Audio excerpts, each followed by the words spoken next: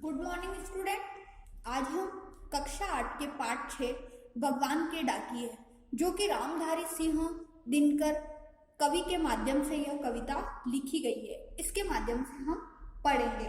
भगवान के डाकिए यानी कि भगवान का संदेश लेकर कौन आते हैं? पक्षी और बादल, या ये प्राकृतिक जो घटनाएं होती है जैसे बारिश होना, तूफान आना, और भी हम बहुत सारी प्राकृतिक घटनाएं देखते हैं।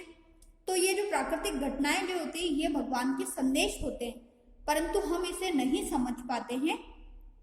इसके बारे में आज हम पढ़ेंगे। पक्षी और बादल ये भगवान के डाकिए हैं जो एक महादेश से दूसरे महादेश को जाते हैं। हम तो समझ नहीं पाते मगर उनकी लाई चिट्ठियां पेड़ पौधे पानी और पहाड़ बाँचते हैं। तो कवि इसमें कह रहा है कि जो भगवान के जो डाकिए के रूप में जो आते हैं वो कौन आते हैं? पक्षी और बादल, और वो संदेश लेकर आते हैं, परंतु उस संदेश को हम जैसे मनुष्यों के लिए पढ़ना असमर्थ होता है। परंतु उन संदेश को जो समझ सकता है, पढ़ सकता है, वो हमारी प्रकृति ही समझ सकती है। पेड़ पौधे पानी पहाड़ आदि ही उन्हें समझ सकते हैं, हम उन्हें नहीं समझ सकते। कवि कहता है पक्षी और बादल ये भगवान के डाकिए हैं।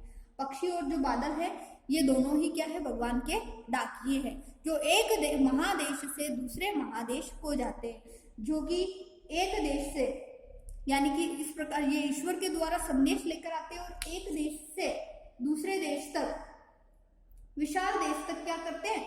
इन संदेशों को लेकर जाते हैं। अब ये जो संदेश होता है वो किसी प्रियजन का नहीं होता है ना, या फिर ऐसा संदेश नहीं होता है जैसे किसी के प्रिय का संदेश आया हो या किसी से मिलना हो, इस प्रकार का कोई संदेश नहीं होता है। ये जो संदेश होता है वो ईश्वर का संदेश होता है जो एक देश से दूसरे देश तक पक्षी और बादल लेकर जाते हैं। हम तो समझ नहीं पाते मगर उनकी लाई चिट्ठियां हम मतलब अर्थात मनुष्य क्या करता है कि ईश्वर के द्वारा जो पक्षी और बादल के द्वारा जो संदेश लाया गया है ईश्वर का, वो हम समझने में असमर्थ होते हैं, हम नहीं समझ पाते। मगर उनकी जो चिट्ठियां लाई जाती है पेड़ पौधे पानी और पहाड़ बाँचते हैं, अर्थात जो ये प्रकृति हमारी पेड़ पौधे पानी पर्वत पहाड़ जो समुद्र सागर ये सभी जो होते हैं ये क्या करते हैं? ईश्वर का जो संदेश होता है उसको समझ लेते हैं, सभी जगह प्रेम सद्भाव एकता और समानता का संदेश फैलाते हैं। जैसे वर्षा का होना, तो जहाँ पानी की आवश्यकता होती है वहाँ सभी को वर्षा होती है, फसलों का होना। इसी प्रकार से क्या होता है कि इनके जो संदेश होते हैं ईश्वर के, ये प्रकृति जरूर समझ जाती है, यही पढ़ पाती है आसानी से, और क्या करती है? ईश्वर के संदेश के अनुरूप हमारी जो प्रकृति होती है वो कार्य करना शुरू कर देती है, उनके अनुसार कार्य करती है। हम तो केवल यह आंकते कि एक देश की धरती दूसरे देश को सुगंध भेजती है और वह सौरभ हवा में तैरते हुए पक्षियों की पंखों पर तिरता है और एक देश का भाप दूसरे देश में पानी बनकर गिरता है। तो लेखक कहते हैं इस पद में कि हम क्या कर सकते हैं कि केवल और केवल जो प्रकृति की जो घटनाएं होती है उसको साधारण समझ जाते हैं, परंतु पशु पक्षी और जो बादल होते हैं जो भगवान के डाकिए होते हैं वो किसी प्रकार का कोई भेदभाव नहीं करते, वो सभी में समानता का सहयोग का और भाईचारे का संदेश देते हैं। ये हम इसमें पढ़ेंगे। हम तो केवल यह आंकते कि एक देश की धरती दूसरे देश को सुगंध भेजती है, अर्थात केवल हम अनुमान लगा सकते हैं, हिसाब लगा सकते हैं कि जो फूलों की महक जो होती है, सुगंध मतलब अच्छी खुशबू, जो फूलों की महक जो होती है वो क्या करती है? फूलों के माध्यम से उड़ते हुए इधर से उधर वो जो सुगंध होती है वो हवा के माध्यम से फूलों की खुशबू को एक देश से यानी कि एक स्थान से दूसरे स्थान पर भेजती है, और वह सौरभ हवा में तैरते हुए पक्षियों की पंखों पर तिरता है। और हवा के माध्यम से, और पक्षी जो क्या होते हैं? पक्षियों की पंखों पर तिरता है, और पक्षी क्या करते हैं? अपने पंख के माध्यम से, अपने पर के माध्यम से एक स्थान से दूसरे स्थान पर पहुंचते हैं। तो इस प्रकार से केवल ये हम अनुमान लगा रहे हैं कि फूलों की खुशबू जो क्या होती है वो हवा के माध्यम से एक स्थान से दूसरे स्थान पर पहुंचती है।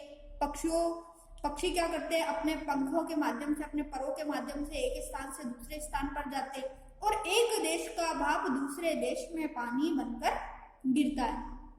और एक देश का भाप यानी कि किसी भी नदी या समुद्र में जो भाप बनकर पानी ऊपर उठता है वो क्या करता है, दूसरे स्थान पर जाकर बरस जाता है। तो इस प्रकार से क्या होता है कि एक स्थान का जो पानी है, जल है, वो भाप बनकर दूसरे स्थान पर बरस जाता है। किंतु हम क्या करते हैं कि ये समझ नहीं पाते कि ये जो प्रकृति के डाकिये हैं ये क्या करते हैं, किसी सीमा में बनकर यानी कि अपनी केवल एक लिमिट के माध्यम से ही कार्य नहीं करते, ये ईश्वर के संदेश के माध्यम से कार्य करते हैं और समान भाव से सभी स्थानों पर पहुंचते हैं, सभी स्थानों पर प्रेम का संदेश देते हैं, भाईचारे का संदेश देते हैं, समानता का संदेश देते हैं। तो इस कविता से हमें यही सीखने को मिलता है कि हमें भी आपस में सभी को प्रेम से,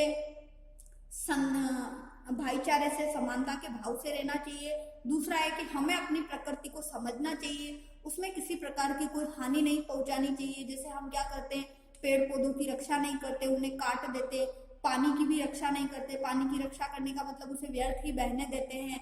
तो इस प्रकार से जो हमारी प्रकृति वो बहुत ही सुंदर है, हमें उसकी रक्षा करनी चाहिए, हमें उसकी सुरक्षा करनी चाहिए, क्योंकि जो हमारा जीवन है वो हम प्रकृति पर ही, हमारी प्रकृति के अनुसार ही, प्रकृति पर ही हम जी पा रहे हैं। अगर ये प्रकृति इतनी सुंदर नहीं होती तो हम अपना जीवन व्यतीत इतना अच्छा व्यतीत नहीं कर पाते।